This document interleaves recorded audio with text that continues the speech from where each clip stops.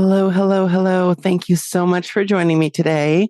Today, we have a very special guest joining us from the heart of the jungle in Costa Rica, Sylvia Barreto Benites, the director of iREN, a jungle learning community, and she will be sharing her insights and experiences on how she combines neuroscience, psychology, and pedagogy to create a transformative learning environment for neurodivergent children.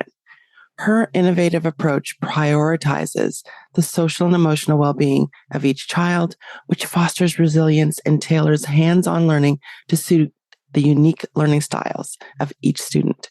At iREN, they believe in embracing and harnessing the extraordinary qualities of neurodivergent individuals, and that prepares them to succeed anywhere they go. I'm so thrilled to have Sylvia with us today. Millions of kids struggle with learning, processing, and social emotional difficulties. These challenges interfere with their ability to reach their full potential. Dr. Karen Wilson is here to help. Her extensive background in pediatric neuropsychology and higher education have prepared her for this unique mission. Listen as she delivers content to inform, educate, and empower parents and educators. This will enable you to identify challenges that kids face and get them on the road to achieving their full potential. This is Diverse Thinking, Different Learning by Child Nexus. Hi, Sylvia. Welcome to the podcast. Thank you so much for having me. This is exciting. I am excited too. The last time we spoke, I was so excited about all of the work that you are doing in Costa Rica. I just said I have to have her on the podcast to talk more about reimagining education, because I think that you're just doing some innovative things there, things that many students who have thinking and learning differences can benefit from. So I'm so happy to have you here to talk about, what we can think about when we think about reimagining education. So again, thank you so much for being here. And we appreciate the ability to talk about it. Yeah, this is an exciting time, I think, in education, and an exciting time for neuroscience in education. I think we're at a forefront. And this has been a dream for many years to be, I think, better understood, if anything, right? Myself better understood, my children better understood, and then realizing that there's a real space that children need for that, to be understood and to give them space and a place, And that's kind of what iREN is. I spent many, many years in the classroom, and everything that I do here is from what I've learned in the classroom. I took all these different things that I would try out with different age groups and see how they worked. And then here it's been using it with an entire school and seeing if it works that way too. So it is a grand experiment, but an exciting one. Absolutely. And great things come out of experiments. And we know that from history. And, I know you have experience in education. Was there anything in particular that inspired you to create this unique learning community in Costa Rica? Well, it has to go back to me, right? It has to go back to the fact that I had a really tough time in school. It was the 80s, right? So I'm a little older. And this is before, I did have special education, but special education was in one of the broom closets with a teacher that came in once a week, right? So in the 80s, it wasn't a real diagnosis. It was really trying to figure out what was going on, why I was falling asleep in class, why I couldn't pay attention, why it was taking so long for me to understand, and why I was disengaged, right? And I didn't really know the answer to those things until I myself started studying neuroscience and beginning to understand the difference in the brain. And so being ADHD, dyslexic, and then also being defiant was a complicated mix. And then I'm from a long line of defiant. I'm Paraguayan. We suffered a genocide. We suffered a revolution. And only about 7% of the population survived. So it really is a dwindling down of who can survive, and defiants tend to survive. And so we have an entire country of defiant people who fight, and revolutionize. And so that, coupled with the other two things, was a difficult thing to do as a child.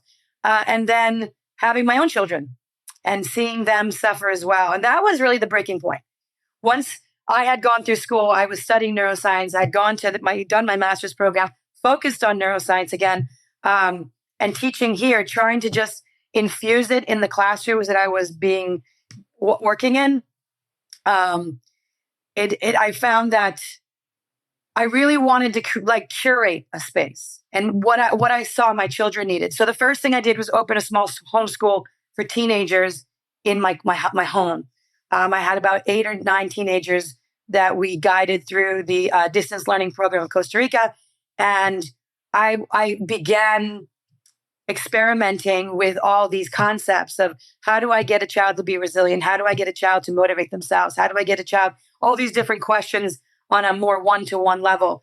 And from there came the bigger picture, which is what iREN is today, right? So iREN has all these facets to it that are from years of trying and seeing what can we do to motivate children who are not motivated. And now more than ever, motivate kids who are disengaged, right? And I think we're seeing a real change in that in the world, that children are disengaged. And that this is 25 years of, because I'm the disengaged one. When I was a kid, I always searched out those kids in the classroom, teaching in the classroom, 30 kids, that 3 or 4 children that were different and struggling. Those are the ones I would focus on, and I would differentiate for them. And it was a lot of work, but that was the goal that I had. And then learning how to try to create an environment where kids felt safe, kids felt accepted and loved. And that was it for the high school. When I was teaching, I was 2003 to 2007, I was in New York. And those are my beautiful millennials. And they were having a tough time. And the question was that, how do I get them to want to come to Spanish class? How do I get them to want to learn a foreign language, which is complicated and painful? And that's when I began doing all these different steps. Like the Constitution was one of the first things that came forth, teaching children that we can govern ourselves and that they have ownership over themselves and how we decide things. And so the first couple of weeks of class was creating the Constitution with the kids, talking about different forms of government. I used it as the pizza party. I would explain forms of government through a pizza party.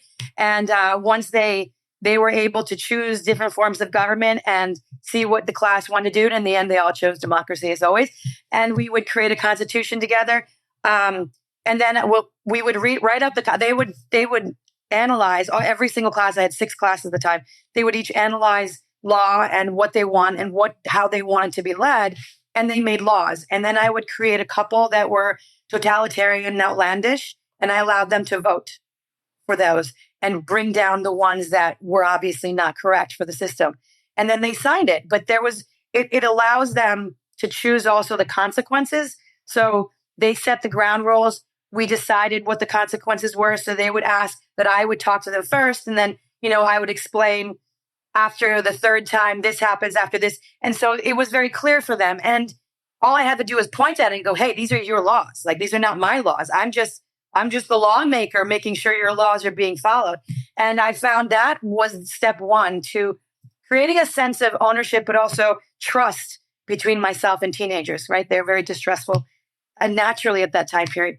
And then the point system. The point system was a way where they would receive praise for more than just grades, right? So grades tends to be what we decide a child is. We decide they are an A, they're a B, they're a C, but it doesn't give us a whole picture. So the points was a way for a child to show themselves in different ways. They can get extra points for creativity, and normally the points will give us something, right? For high school students, it's more like freedoms, right? That's what they want. They want to be able to choose something or be able to use their phone or, give them some sort of concession. And so that's how we use it there. But we also use prizes. I have a spinning wheel for the little ones that there's like erasers and tchotchkes and things like that they spin for. And it's especially for the kids who defiant kids and kids who don't have self-motivation. It's something to look beyond because grades don't affect them. And at one point, not even calling mom affects them, right? There's a point where a kid gets so tired of the animosity of everything that every day is like, I'm going to call your mom. I'm going to do this. That changing it up to something positive where I'm rarely saying negative things in the classroom. Instead, I'm focusing on the kids that are doing something right. So that idea that we confuse attention with love, right? Many of us do that, and children definitively do that. And so once we remove the negative attention, one is really disrupting for them, right? But the second part is that their nervous system starts calming down as well. They're no longer expecting the yell, the curtness, the frustration. What they're expecting is for somebody else who's doing the right thing to get attention.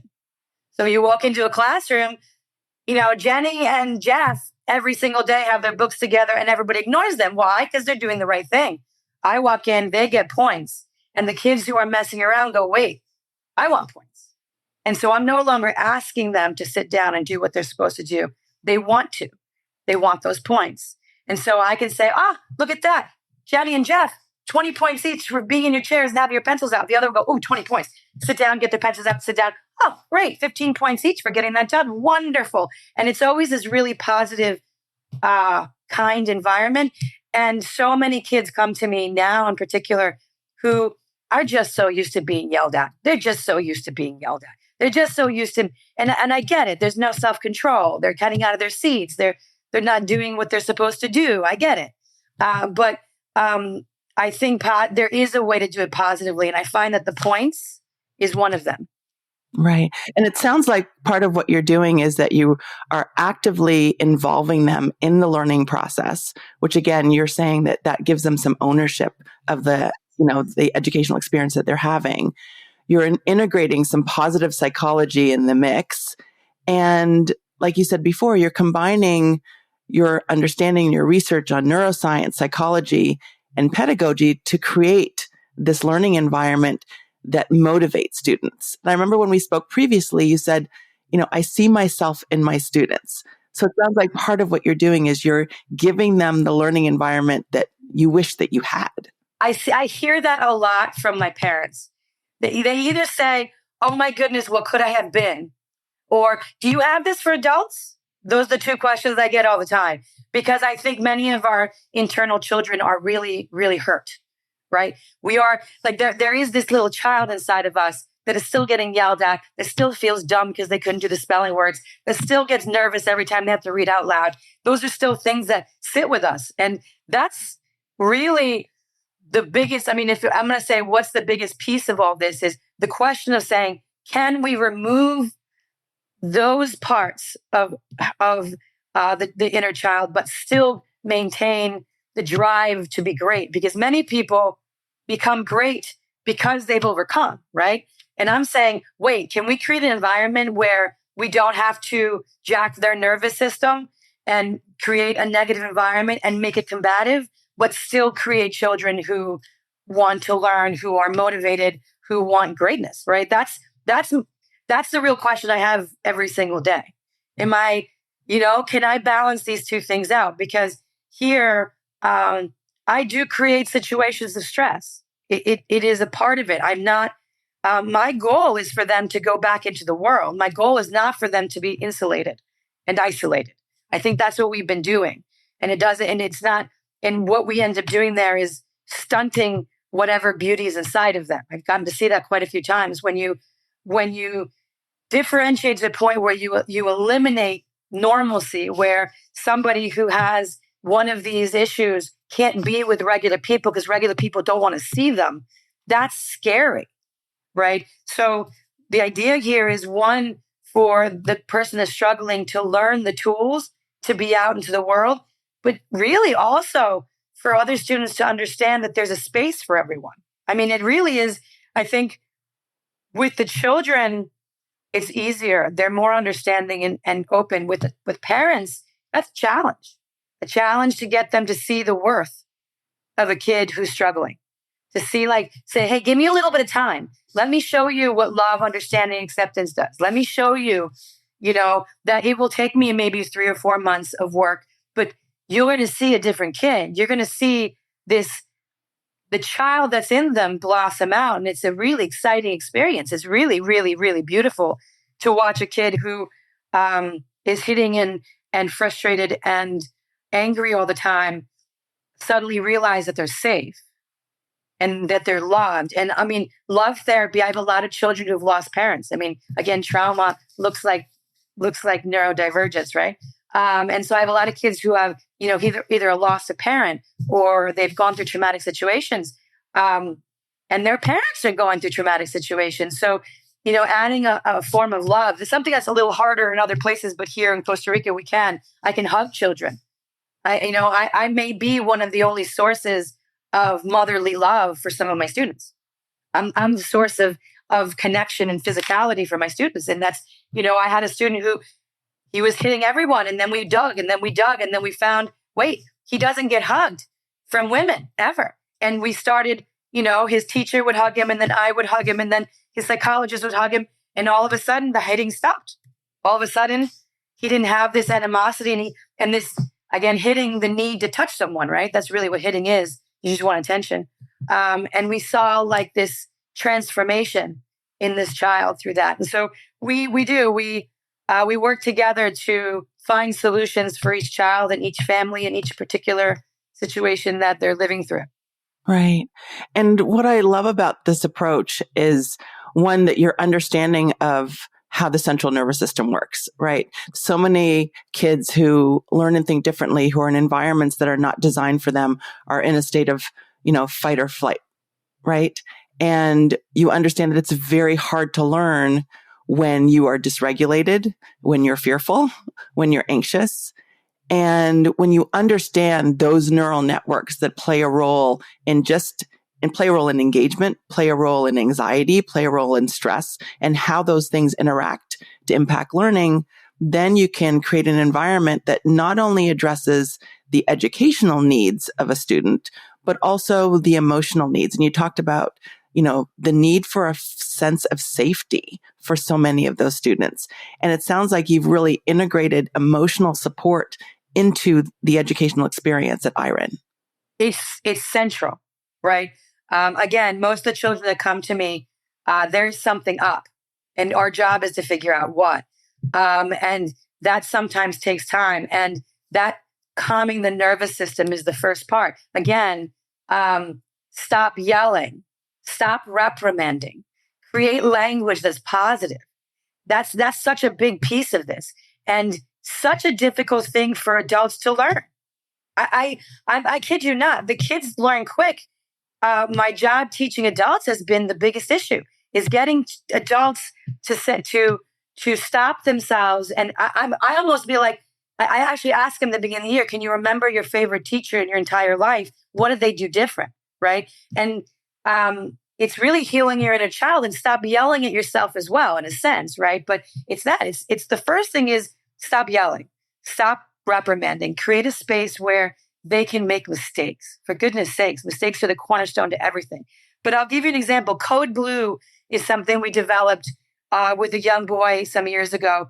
And he was severely hyperactive, and he had impulse control issues. And I was in the classroom at that time. I'm actually returning to the classroom next year, but the last couple of years I've been playing a more directorial role, and I don't like it. I want to go back to working with children. And so I went with him. I felt him. I felt him through myself. I felt him through my brother. Like, I felt him. I knew what he was feeling. And so the first thing I asked him was, okay, before you jump up and do something, what are you feeling? And so that's a big piece of them, sitting inside your body. So we would sit together and we'd analyze. So he would lose control, and I would say, we're going to lose control again. That's a reality. You're not going to be able to control this completely. What we're going to do is see if we can get it earlier so that we don't cause as much trouble, right? And that's essentially it. So we also radically accept that this stimulus is going to come again, and then we're going to have to figure it out next time. So we're going to make a plan. And with him, the first thing was, all right, when it happens again, I want you to think in your mind, what am I feeling in my body? And then and I said, because and I always come back to myself. I go, because I have the same thing. And for me, it's butterflies in my stomach. And all of a sudden I can't stop moving. That's for me. Or my leg starts moving. And he goes, okay. And so the next time, again, obviously within a 3-hour class, the child loses control quite a few times. The next time you looked at him and he goes, okay, yeah, I felt this in my body. I was like, okay. So next time we're going to see if we can get ahead of that feeling. And this is the conversation I'm having with him. This is an 8-year-old boy that I'm teaching neuroscience to, and I'm explaining, this is what's going on in your brain. Your brain is doing this. We're going to do this to see if we can counteract it. Well, he left and went to another school, which was the goal for us. And I just got notice from his teacher, this is now 2 years, that he still does code blue on his own in school. She says, all of a sudden I see him wiggling in his seat. He raises his hand. He says, I need to go to the bathroom now. He goes to the bathroom, or he says to her, I need to go run around. Can I go run around? She lets him run. This is Costa Rica. We have open schools, right? He gets to run around. She goes, and he comes back and he's a perfect student again. So that's the biggest gift I can get, is that 2 years later, that tool actually worked. It actually worked. That actually something that he integrated into his life. And that's something we get to see. I get to see children breathe. I have some kindergartners who, instead of that reaction to hit back, right, which is a natural reaction in any child, they go. They take a breath. They take a breath, right? And they look at me and they go, that really frustrated me. Can you come help me fix this? And that's, stopping. That's the biggest piece is teaching them to control those impulses and the fact that they want to. And so there are no bad children. Once they realize they're not bad, once they realize that this is not something they're able to control, but we can, right? But we can learn to control it, and they can take ownership. All of a sudden, they realize they can take ownership of a lot of things, right? So that's a big piece of that, is we look at a child who's misbehaving and say, bad boy. We're not allowed to use those words here. That's a bad word. So no, you are deregulated. I can have kids come to me and go, Sylvia, I'm really deregulated right now. What do you think I can do? That recognizing I am deregulated right now, I need help, is better than yelling at the child who's screaming in the seat, right? And the child being able to at one point take ownership for it and either say, I'm going to take these steps, or say, I need your assistance in me taking control of myself. And when you look at them and say, I know you want to be a good boy. I know you want to have friends. I know you want to go to the birthday parties. I know these things. The way that we do this is these steps. The way that we get there is controlling ourselves in these situations. And it's going to take time, but we can do it. And you see them by the middle of the year going to birthday parties, like for the first time in their lives, they're invited to birthday. ADHD kids are rarely invited to birthday parties. Just so people know, we're not invited to birthday parties very often, And so hyperactive kids who have, difficulty with impulse control, they're very lonely. Their parents are very lonely. They don't go to restaurants. They don't go to family functions. They don't go, they're stuck. And it is teaching the parents as well, teaching the parents also tools that we use at school for them to use at home. And I become very close to my parents. They get to call me when they need it. If there's a crisis, I'm there, because I know if I'm not there, that Monday is going to be more complicated, right? So if I can nip it and we can have a conversation, and I do have parents going, hey, I don't know what to do. I'm losing it. I'm angry right now. What do I do?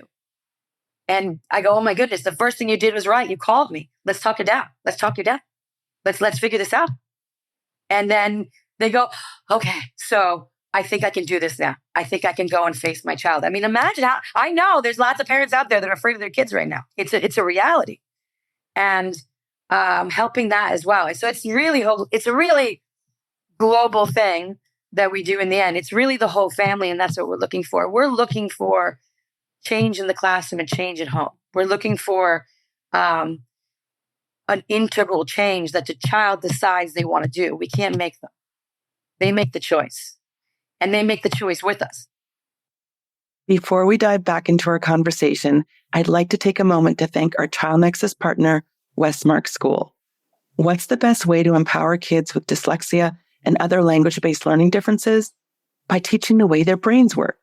That's exactly what they do at Westmark School, offering research-based methodologies and differentiated instruction in an innovative, nurturing environment.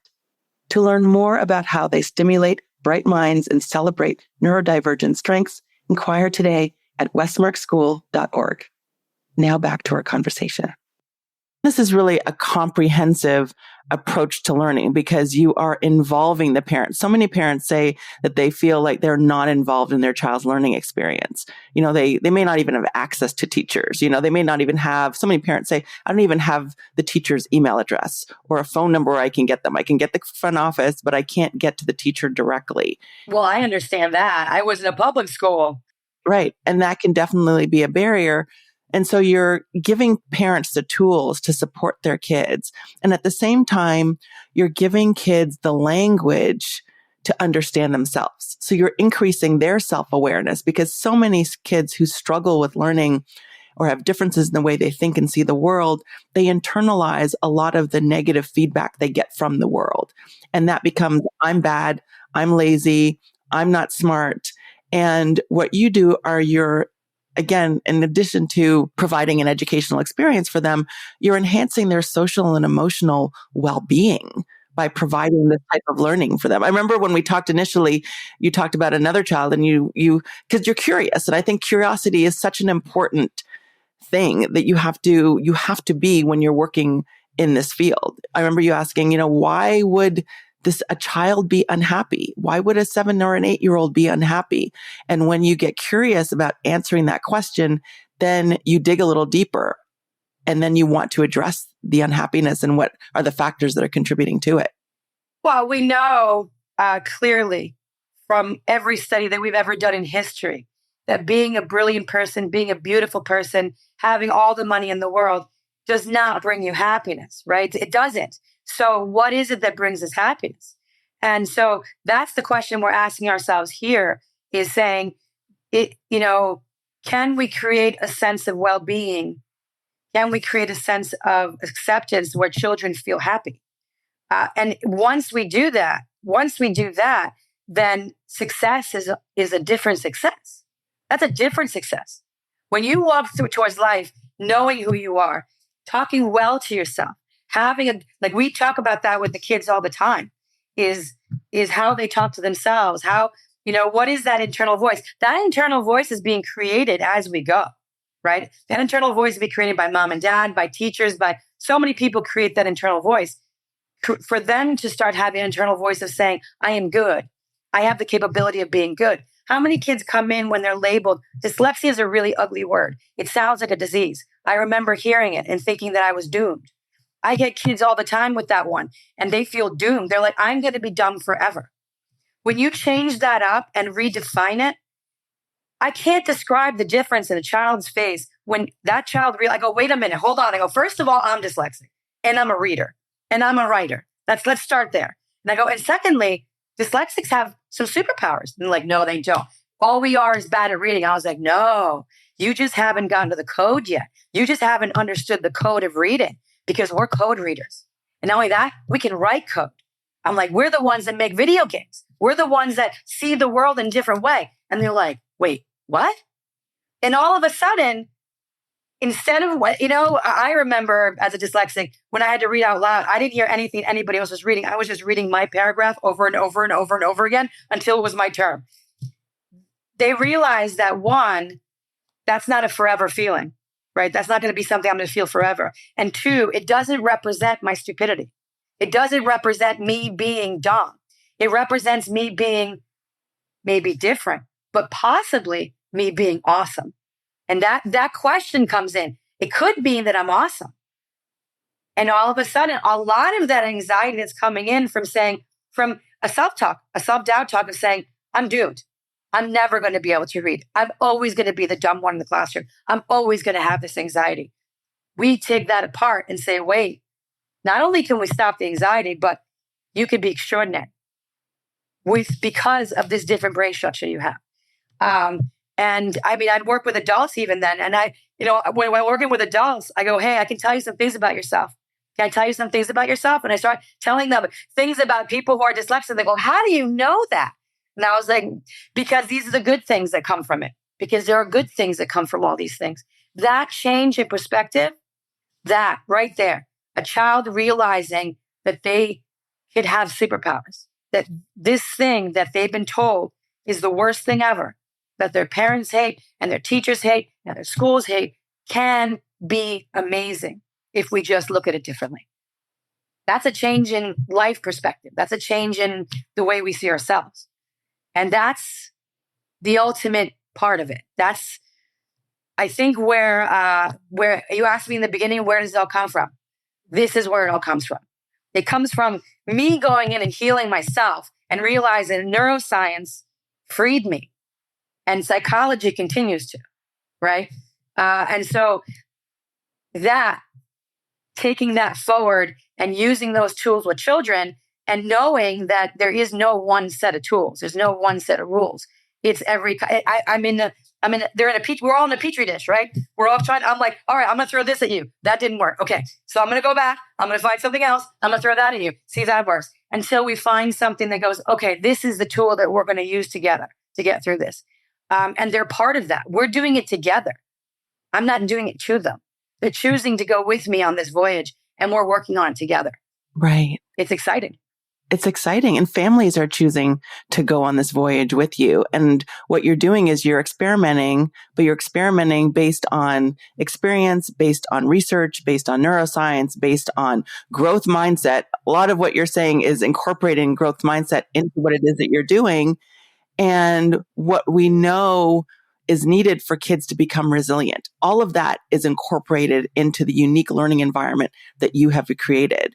And really what you are doing is you are reimagining the learning environment for, neurodivergent individuals, for students who have learning differences, learning difficulties, who have been challenges in traditional learning environments because those environments just didn't understand them and the way that they're wired and the way that they think and what they need to be successful in those kinds of environments. And I think that you and so many others who are working on addressing these issues are really looking at personalizing the educational experience in the context of, a school environment. And you've got some really great and impactful things you are doing. And I'm sure there are things that you believe are necessary based on your own observations so far, are necessary in traditional education settings to better support all students. Are there things that you know from being an educator, from doing this experiment, from interacting with families, from seeing, again, kids thriving not only in the school setting, but at home and in their communities? What are some things that we need to do better in traditional learning environments to really reach more families and more kids? Well, I think that number one thing, there are no bad kids. I think that's that's a hard one to do because you do feel like the world is a scary place and we do see that and they reflect things that look bad. But children are struggling. That's essentially it. It's when I see a child who's struggling, that's my heart goes to them and goes, okay, let's figure out why. I've been in a school of 5,000. I've worked in a school that's an inner city school. I've worked where kids who are homeless and parents are on drugs, and I've worked with that. And this is where this is all was born because I saw that and my heart was broken for them. And this idea of motivating them. So that positive part, trying to control the negative talk, trying to remember that when you yell, that's going to be their inner voice. When you reprimand, that's going to be their inner voice. Can you be the voice of someone who guides them towards, balance? And the social emotional part, again, I even in those schools where I had 200, my docket was 200 kids, right? I was in between 30 and the clubs and all that. In any way you can get to know those kids. I used to have cards in the beginning. That's what I used to do when I had so many kids. And it always had like personal information on it, right? So, and then I would use that to call on them, but I would always look at it and be like, oh. And then when I'm lesson planning, think of things that I know might bring that. Like, so if I have 3 kids who are into skateboarding, I might bring in skateboarding into the lesson just to see if that'll work, right? But yeah, I know it's hard. This is the part. I know that working in a huge system, which is why I work with so few. I have one classroom for an entire school, right? Because what I'm doing is working with those kids that really, really are struggling. But those are in every classroom. Those kids are really, really struggling all over. The Constitution, there's so many things of treating ownership And the way we talk to kids, I never talk down to them. Have you ever talked to somebody when you're from the chin up? It's a really terrifying look. We don't look pretty from the chin up. We look awful. We look like golems from the chin up. So I'll never talk to a child looking down. I will always, always, always get down to their eye level. Always, always, always. And look at them in the eyes, sit down and listen to them. And, they get all upset. Like, okay, when you calm down, I can listen. I'm just going to listen to you. I'm just going to hear what you have to say. And then we're going to figure out if there's a solution. And so that you can see their nervous system begin to calm just there, right? When there's so much animosity in the world for children, even though it's easier now than it's ever been, there still is. We get frustrated with them.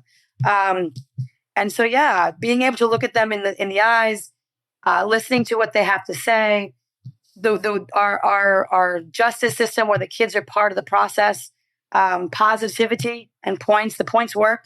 Points work great.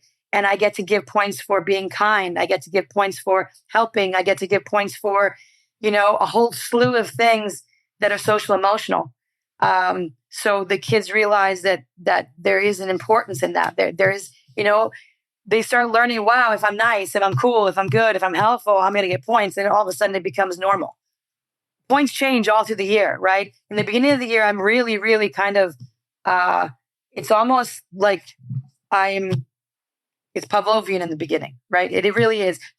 And I tell the teachers, I go, you're going to choose between 5 and 7 things you need from the kids. You can't do everything. You got to choose 5 or 7 things that you need from the kids. You want them, when you walk in, to sit, whatever it is that you think is important for you to feel like you're in control of the class.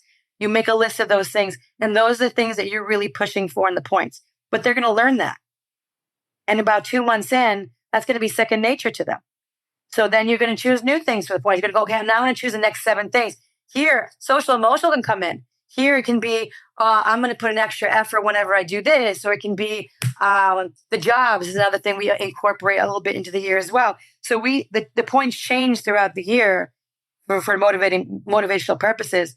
And for if there's a social emotional thing, that could be a point system as well. Be like, okay, so we're going to work together on this. And if we can accomplish this, the 2 of you will get these points. And for that ADHD defiant mind, I can look beyond the annoyance of being told if I know that I can get the points and something after. So it's this like ulterior goal that I can organize in my own mind to do. And they just by the middle of the year, the points are changing all through the year of how important they are, how they're used, what they get from them. The houses are always there. We do houses, so we have kids for all different ages interacting with each other, and the points come together for the houses as well. They win a party if their house wins the house games, right, or the house points.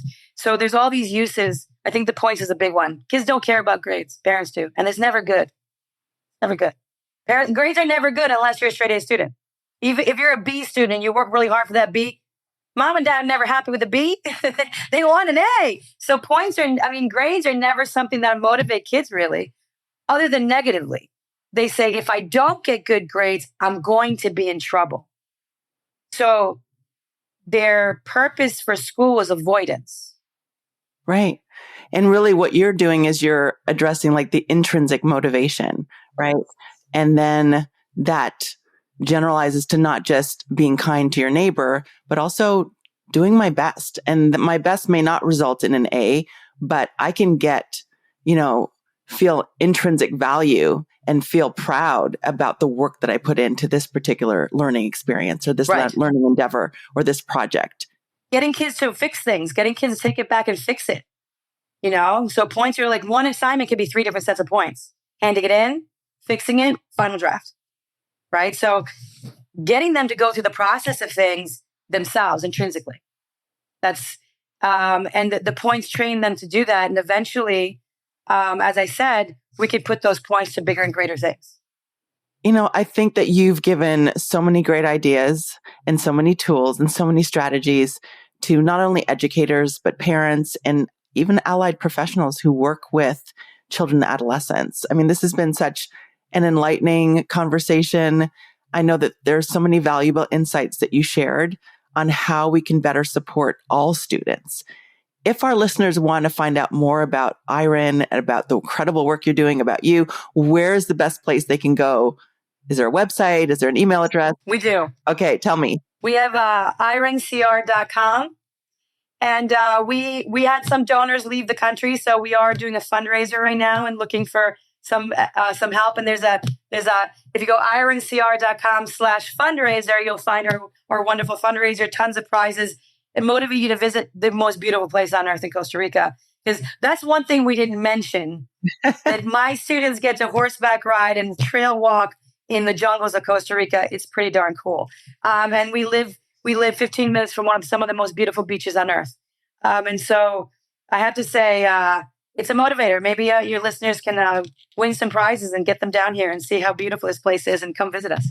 That would be wonderful. That would be absolutely wonderful. I'll make sure I put a link to your website and to the fundraiser in the show notes. Sylvia, thank you so much for being here. All the work you are doing, the incredible work you're doing. Thank you so much. Thank you. Thank you so much for having me. And I look forward to the future of what's coming next. I think is beautiful. I think education's doing something beautiful right now. So I'm excited to be part of it. Thank you so much for joining me today. I hope you enjoyed my conversation with Sylvia. Be sure to check out the show notes to learn more about her and iREN. And be sure to get on our email list at childnexus.com so you will be the first to know about workshops, open houses, and support opportunities for your learner. Thanks again for listening, and I'll see you next time. Thanks for listening to Diverse Thinking, Different Learning by Child Nexus. For more resources, visit us online at childnexus.com.